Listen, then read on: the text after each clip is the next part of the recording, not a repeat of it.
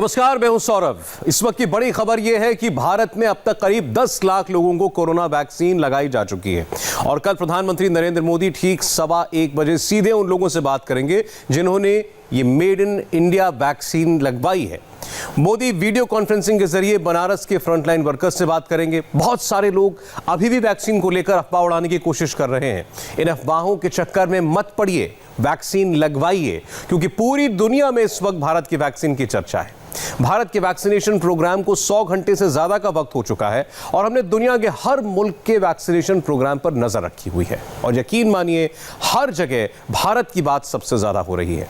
ये समझने के लिए आपको नेशनल से ज्यादा इंटरनेशनल हेडलाइंस देखनी होंगी। इसमें मेड इन इंडिया वैक्सीन पर आपका भरोसा और मजबूत होगा।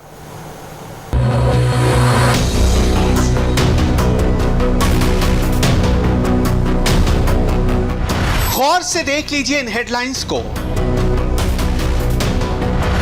एक एक शब्द पढ़ लीजिए,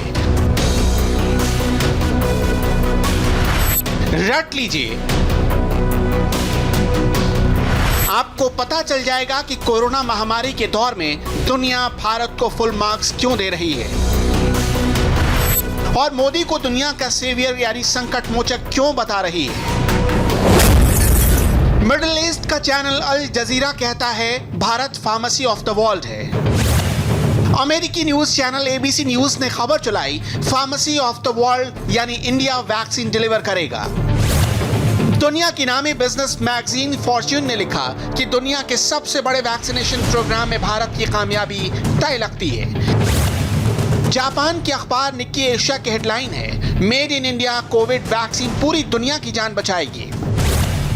एक खबर यह भी छपी कि ब्रिटेन और बेल्जियम सहित कई देशों की नजर सस्ते और भरोसेमंद मेड इन इंडिया वैक्सीन पर है। एक और बड़ी हेडलाइन यह भी बनी कि प्रधानमंत्री मोदी भारत के मॉडर्न डे सीईओ हैं। उनकी वैक्सीन लीडरशिप इस बात का सबूत है। सोचिए, देश के भीतर मोदी विरोधी प्रधानमंत्री की मंशा पर शक करते हैं, मेड इन इंडिया वैक्सीन पर सवाल उठाते हैं, जबकि विदेश में ठीक इसके उलट होता है।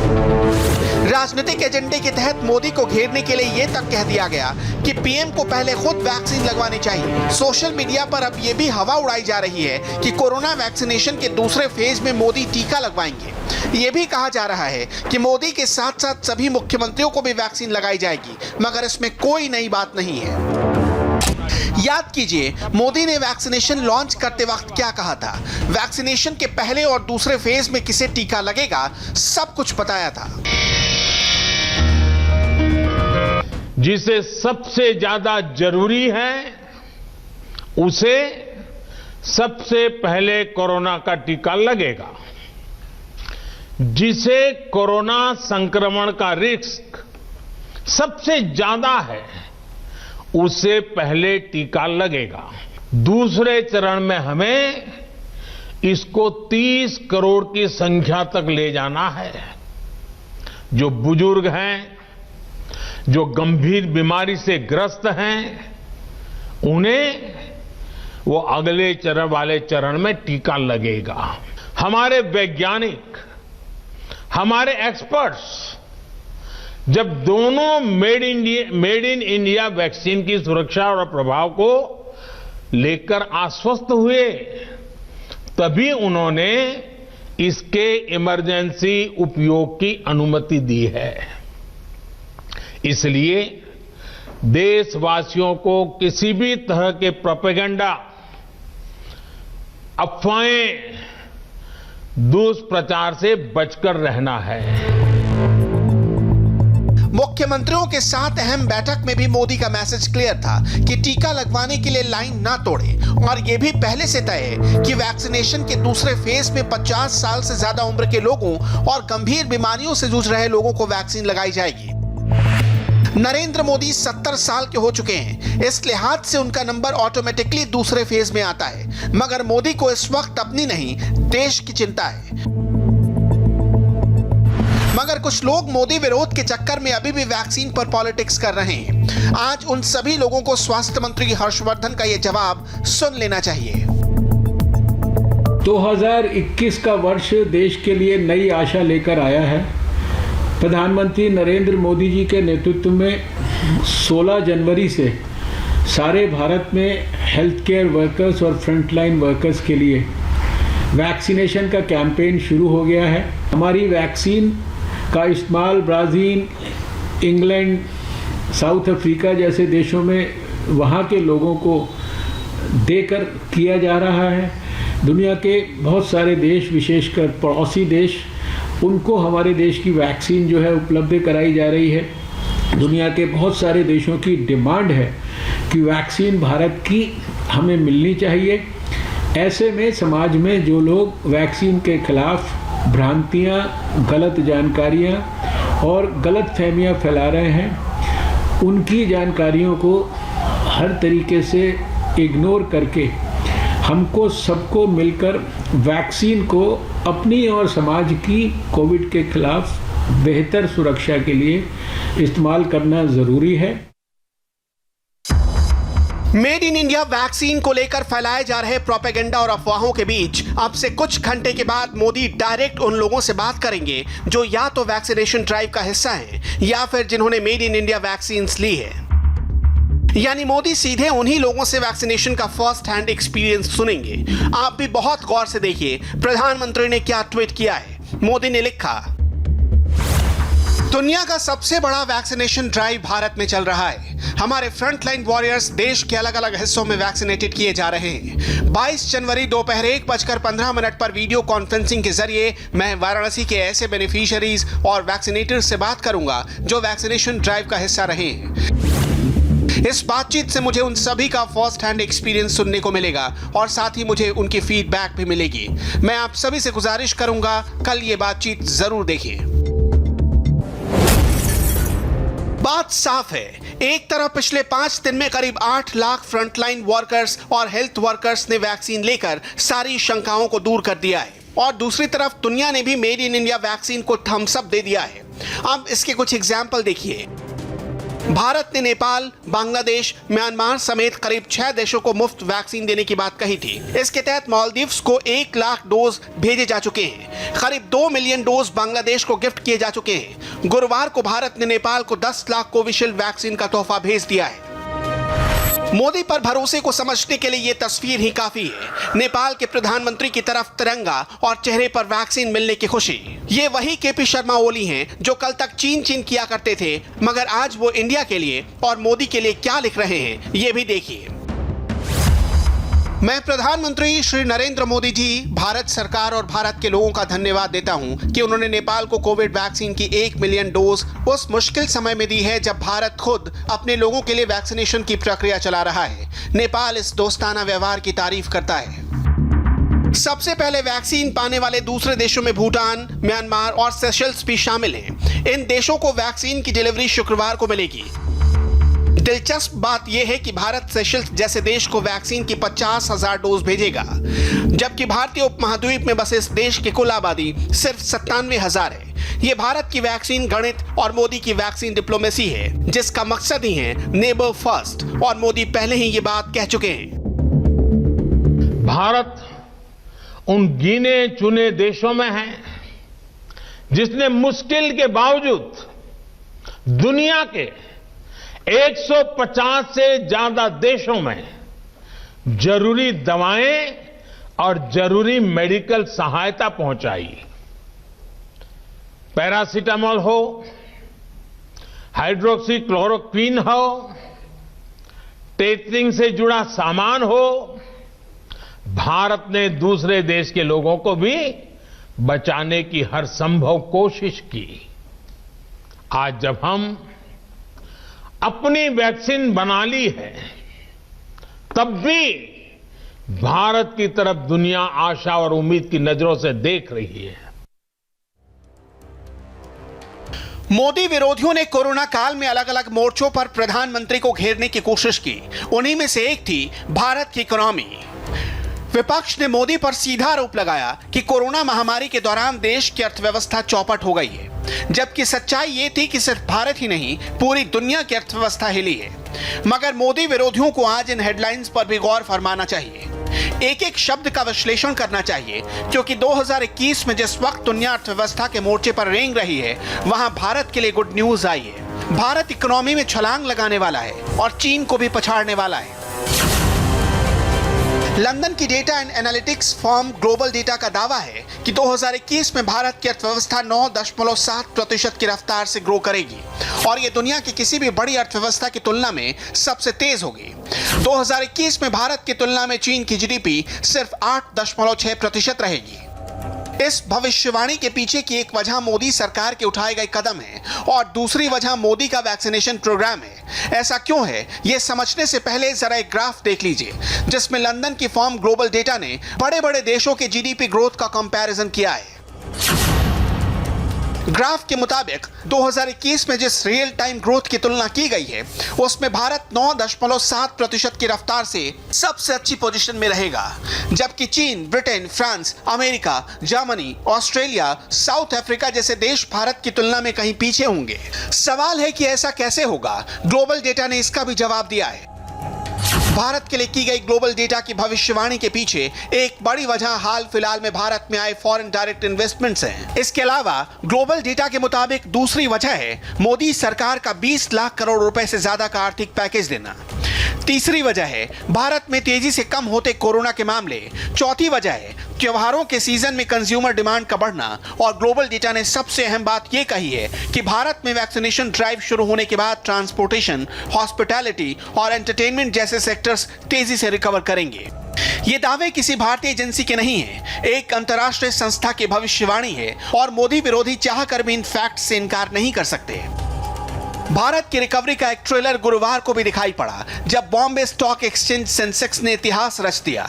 सेंसेक्स पहली बार 50,000 अंक के मनोवैज्ञानिक स्तर को पार कर गया। सेंसेक्स को इस मुकाम तक पहुंचने में 35 साल लगे और इस चमत्कार से स्टॉक मार्केट के निवेशकों की वेल्थ करीब 200 लाख करोड़ रुपए पहुंच गई और एक्सपर्ट्स का मानना है कि ये तेजी ऐसे ही जारी रहेगी।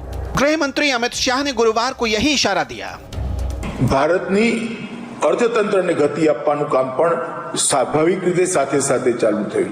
નરેન્દ્રભાઈએ કોરોનાની અંદર ભલે અર્થતંત્રમાં દુનિયાભરમાં પણ અર્થતંત્ર ધીરું પડ્યું, ભારતમાં પણ ધીરું પડ્યું, પણ ભારતની વી શેપ રિકવરી આજે પૂરી દુનિયાની અંદર ચર્ચાનો મુદ્દો છે। बात साफ है, बहकावे में ना आए और मोदी पर भरोसा जताए। वैक्सीनेशन से ही भारत की इकोनॉमी पटरी पर लौटेगी। मैसेज लाउड एंड क्लियर है। कुछ तो लोग कहेंगे, लोगों का काम है कहना, छोड़ो बेकार की बातों में कहीं छूट न जाए टीका। देश दुनिया में मोदी तो यूपी में योगी की गूंज है। आज फिर एक मोस्ट वांटेड अपराधी के खिलाफ योगी सरकार का बुलडोजर चला। यूपी के मोस्ट वांटेड क्रिमिनल बदन सिंह बद्दो के खिलाफ आज मेरठ प्रशासन ने बड़ी कार्रवाई की। 2.5 लाख के इनामी बदन सिंह बद्दो के बंगलों को बुलडोजर ने जमींदोज कर दिया। उत्तर प्रदेश के माफियाओं के खिलाफ सबसे नॉन-स्टॉप ऑपरेशन जारी है। प्रयागराज में अब तक गैंगस्टर्स और उनके गुर्गों की 47 अवैध इमारतें मिट्टी में मिलाई जा चुकी हैं। योगी से अब कोई अपराधी नहीं बचने वाला, हर माफिया का नंबर आना तय है। योगी स्टाइल में मोस्ट वांटेड की बिल्डिंग बुलडोज करने की बिल्कुल फ्रेश पिक्चर आई है सीधे मेरठ से।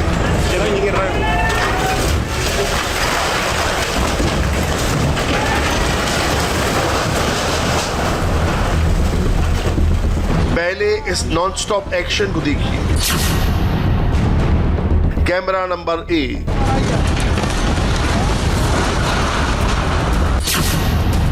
Camera number 2,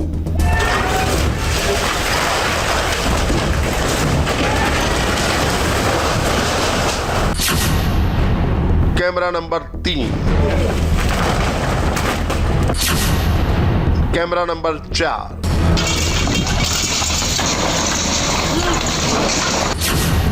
camera number 5। UP में अब ये डायलॉग आम हो चला है। डॉन से डर नहीं लगता, डॉन को योगी के बुलडोजर से डर लगता है, क्योंकि जब योगी का बुलडोजर चलता है तो देखिए क्या होता है।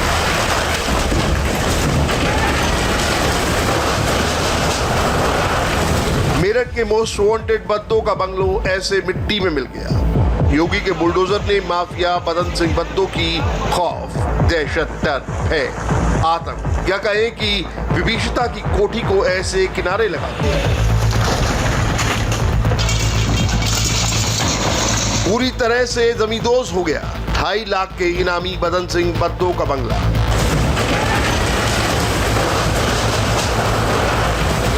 No if, no but, crime पर एकदम क्लियर कट और फैसला सीधे स्पॉट पर।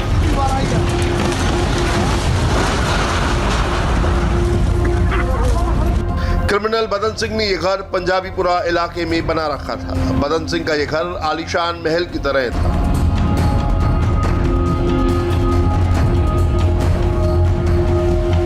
लेकिन यूपी के मुख्यमंत्री योगी आदित्यनाथ ने ठान ली है यूपी से अपराध और अपराधियों का नामो निशान मिटाना है।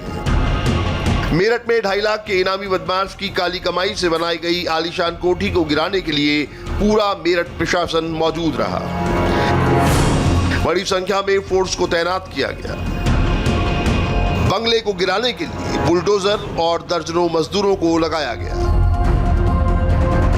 एक तरफ बुलडोजर से घर की बाउंड्री को तोड़ा गया, गेट से बुलडोजर की एंट्री कराई गई, तो दूसरी तरफ मजदूरों ने बंगले की दीवारों पर हथौड़ा चलाकर उसे ढा दिया।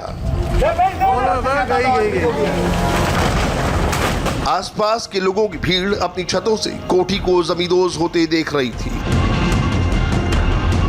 कवि जिसके नाम से पूरा इलाका कांपता था, बद्दो ने जरायम की दुनिया से अकृत दौलत कमाई और ये कोठी बनाई थी। अब वही कोठी मलबे में बदल गई।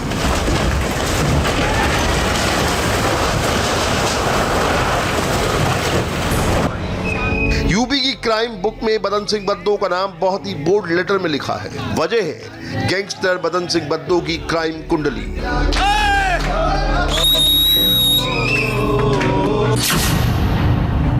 बदन सिंह बद्दो यूपी का मोस्ट वांटेड अपराधी है। उस पर 2.5 लाख रुपए का इनाम रखा गया है। उस पर मर्डर से लेकर जमीन कब्जाने तक के सैकड़ों मुकदमे दर्ज हैं। 28 मार्च 2019 को पेशी से लौटते वक्त बद्दो चकमा देकर फरार हो गया था। 25 साल पहले मामूली ट्रक ड्राइवर था बदन सिंह बद्दो। 2010 में कालकाजी शूटआउट में पहली बार उसका नाम सामने आया था। सुपारी लेकर मर्डर करने की वजह से सुपारी किंग नाम से कुख्यात हो गया। 28 मार्च 2019 को बदन सिंह बद्दो उस वक्त पुलिस की गिरफ्त से फरार हो गया था जब उसे फर्रुखाबाद से गाजियाबाद पेशी के लिए लाया जा रहा था। बदन सिंह बद्दो को लग रहा था कि वो फरार होकर योगी सरकार से बच निकलेगा, लेकिन ऑपरेशन माफिया के तहत उसका भी नंबर आया। पहले बंगले की कुर्की हुई। कुर्की के दौरान मेरठ पुलिस ने 9 गाड़ी भरकर सामान बंगले के अंदर से निकाला था और अब नामो निशान तक मिटा दिया गया।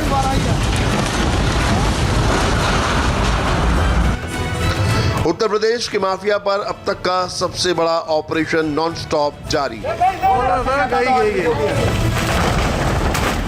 गैंगस्टर्स पर योगी आदित्यनाथ का डंडा फुल फोर्स में चल रहा है।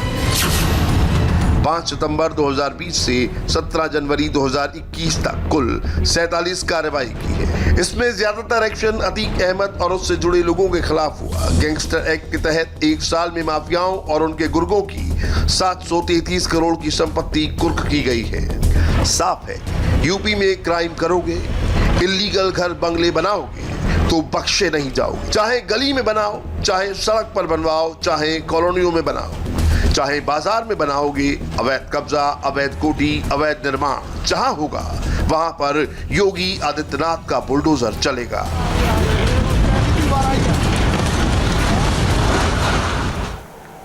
किसान आंदोलन से जुड़ी इस वक्त की बड़ी खबर आपको बता दें, किसानों ने सरकार के प्रपोजल को रिजेक्ट कर दिया है। कृषि कानूनों को 1.5 साल तक रोकने का प्रस्ताव कल सरकार ने दिया था और कहा था कि इसके बाबत वो सुप्रीम कोर्ट में एफिडेविट तक देने के लिए तैयार है। एक छोटी कमेटी बनाकर उसमें चर्चा की जाए, लेकिन किसानों ने आज दिन भर बात करने के बाद किसान नेताओं ने वो प्रपोजल रिजेक्ट कर दिया और अपनी पुरानी मांग फिर से दोहरा दी कि तीनों कृषि कानून रद्द होने चाहिए और साथ ही साथ एमएसपी पर एक गारंटी बन अगर केंद्र क्योंकि ये मीटिंग चल रही है, मैंने कोई जरूरी काम से मेरा काम बाहर है। सहमति होगी, सर्वसम्मति सर्वसम्मति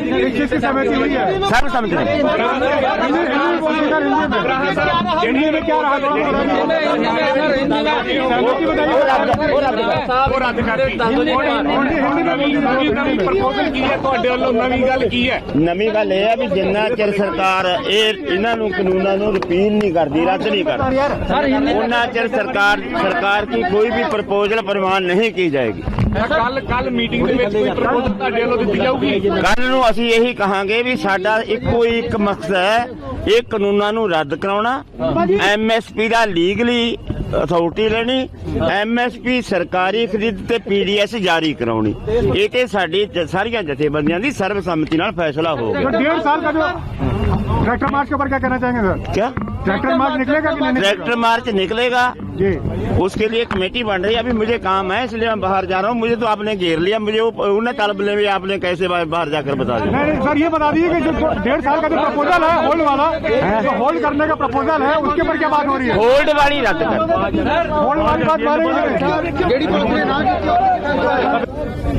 ये जोगिंदर सिंह उगरे थे, किसान नेता, और पंजाब के ज्यादातर किसान इनके नेतृत्व में यहां पर पहुंचे हैं। वो साफ कह रहे थे कि सारे किसान यूनियनों ने, सबके नेताओं ने मिलकर जो बैठक की उसमें सरकार का प्रपोजल रिजेक्ट कर दिया है। 26 जनवरी को ट्रैक्टर मार्च भी निकालेंगे। जब तक तीनों कृषि कानून वापस नहीं होंगे, दिल्ली के बॉर्डर खाली नहीं करेंगे, और साथ ही साथ कृषि कानूनों की वापसी के अलावा एमएसपी पर सरकार एक कानून बनाए पार्लियामेंट में, ये भी उन्होंने अपनी मांग दोहरा दी है।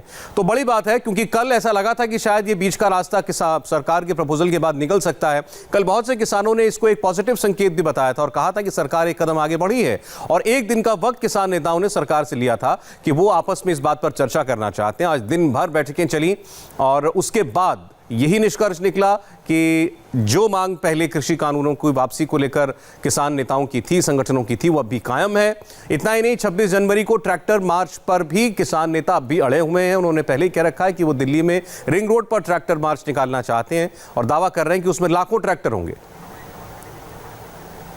जोगिंदर सिंह उगरे से हमारे सहयोगी ने बात की, आपको सुनाते हैं।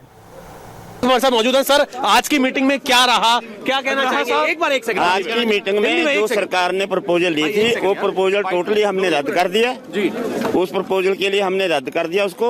सर्वसम्मति से फैसला हो गया कि कानून जब तक सरकार रद्द नहीं कर दी, हाँ जी बताइए। निजी फैसला है कि सारे दा फैसला है? गुराह साहब, ये निजी फैसला है तो सारे दा फैसला है?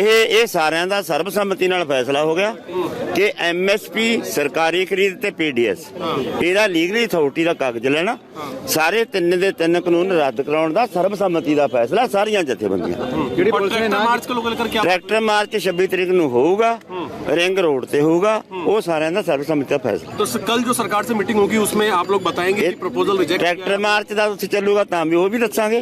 ਆ ਜਿਹੜੀ ਖੇਤੀਬਾੜੀ मंत्री के साथ मीटिंग होनी है उसमें भी हम बताएंगे कि भाई ये जो आपकी प्रपोजल है वो हमने रद्द कर दी। ठीक है। पहले भी हम बता कर आए थे। बड़ी खबर है कि किसानों ने इस वक्त जैसा कि बाहर मीटिंग जो है ओवर हो गई है और बाहर आकर इन्होंने किसान जो नेता है उनका साफ तौर पे कहना है कि जो सरकार का प्रपोजल है उसे ये लोग रद्द करते हैं।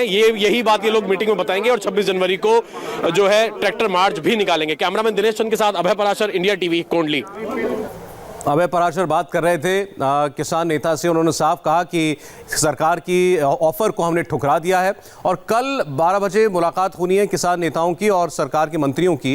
उसमें किसान नेता कह रहे हैं हम यही बात जाकर के उनको बता देंगे। हालांकि मीडिया की तरफ के जरिए उन्होंने ये बात अब सार्वजनिक कर दी है, तो कल की बैठक में वो जाएंगे और ये बात वो सरकार को बताएंगे।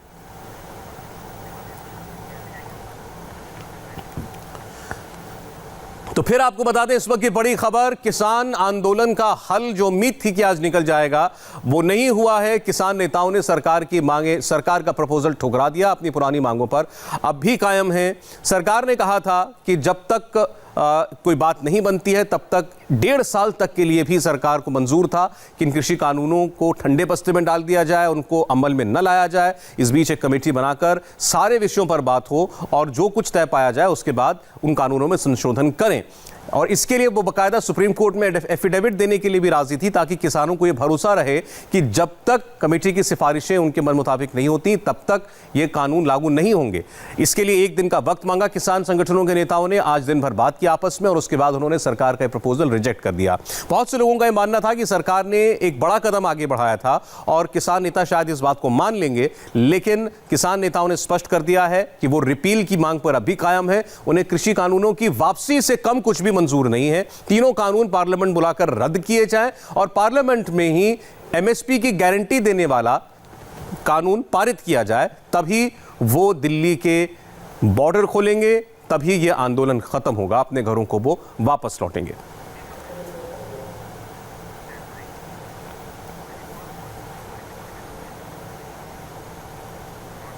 आज की बड़ी खबर पुणे के सीरम इंस्टीट्यूट से भी है, जहां पर एक जबरदस्त आग लगी, इसमें 5 लोगों की मौत हो गई और महाराष्ट्र के डिप्टी सीएम अजीत पवार अभी अभी पहुंचे हैं सीरम इंस्टीट्यूट, जिस बिल्डिंग में आग लगी थी वहां पर निर्माण कार्य हो रहा था।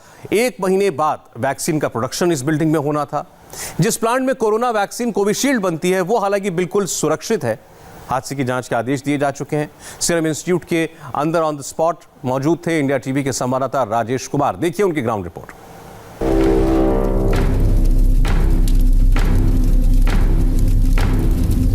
दोपहर 2:45 जगह 4थी और 5वीं मंजिल सीरम इंस्टीट्यूट पुणे। पुणे की सीरम इंस्टीट्यूट में लगी इस आग से 5 लोगों की मौत हो गई। जिस बिल्डिंग में आग लगी थी उसके 5वें फ्लोर से शव निकाले गए। 5 शव आग बुझाने के बाद कूलिंग ऑपरेशन के दौरान मिले। मरने वालों में 4 पुरुष और 1 महिला शामिल है। पूरी फायर कंट्रोल में आई तो आखिर में ये पता चला लास्ट फ्लोर पे वो पूरा फ्लोर जो जलकर राख हुआ था, उसमें 5 बॉडी हमारे फायर ब्रिगेड के जवानों को यहाँ पे मिली और इसकी वजह से ये पूरी दुर्घटना में 5 लोगों की आज जाने गई है। सीरम इंस्टीट्यूट के सीईओ अदार पूनावाला ने ट्वीट करके हादसे पर दुख जताया है। पीड़ित परिवारों के प्रति संवेदना जताई है। आग लगी और इसमें 5 लोगों की मौत हो गई। ये 5 लोग जो थे वो इस निर्माणाधीन इमारत में, अगर मैं कैमरामैन विमल सिंह से कहूँगा वो तस्वीरें दिखा दें, इस निर्माणाधीन इमारत में वो काम कर रहे थे, मजदूर थे। इन 5 लोगों की मौत हुई है। जो 5 लोगों की पहचान हुई उसमें बताया जा रहा है कि 2 लोग जो थे वो उत्तर प्रदेश के रहने वाले थे, एक शख्स जो था वो बिहार का रहने वाला था और 2 पुणे के रहने वाले लोग थे। वो इस इमारत में काम कर रहे थे। Serum institute of India terminal 1 यानी कि मांजरी का जो प्लांट है वहां पर वो काम कर रहे थे। और जब कूलिंग ऑपरेशन चल रहा था, यानी कि आग बुझने के बाद अंदर जब फायर ब्रिगेड के लोग जाते हैं और ये देखने की कोशिश करते हैं कि कहीं और कोई चिंगारी तो नहीं भड़क रही है, वो जब चल रहा था उस वक्त इन 5 लोगों का शव जो है वो वहाँ मिला है, जिसके बाद इन्हें हॉस्पिटल ले जाया गया और वहाँ पहुँचते ही इन्हें मृत घोषित कर दिया गया है। पुणे की सीरम इंस्टीट्यूट की बिल्डिंग से उठती इन आग की लपटों को देखकर पूरा देश सन्न रह गया। जहां कोरोना की संजीवनी बन रही है, जहां कोविशील्ड स्टोर की गई हो, वहां से उठते धुएं के गुबार को देखकर लोगों की सांसें फूलने लगी। जैसे जैसे आग की लपटें बढ़ती जा रही थी, देखने वालों का दिल बैठा जा रहा था, क्योंकि जिस सीरम इंस्टीट्यूट से कोविशील्ड वैक्सीन निकल रही हो, वहां आग का लगना हैरान और परेशान कर देने वाला था।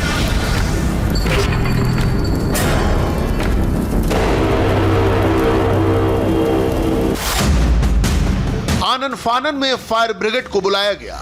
20 से 25 मिनट के अंदर दमकल की गाड़ियां मौके पर पहुंच गई।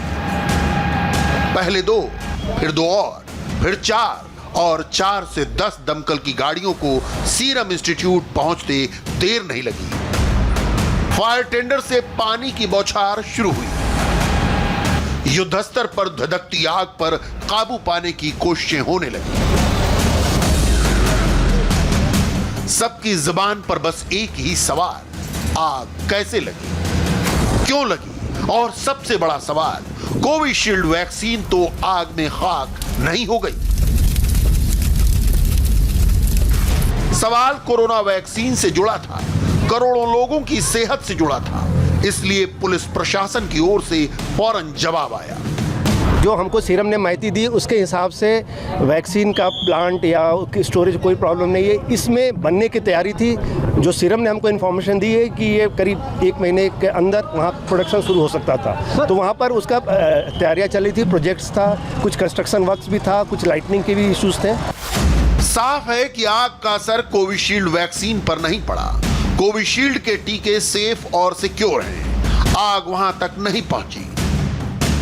पुणे के सीरम इंस्टीट्यूट में आग जरूर लगी है, लेकिन सबसे राहत की बात देश दुनिया के लिए यह है कि कोविशील्ड वैक्सीन पर कोई खतरा नहीं है।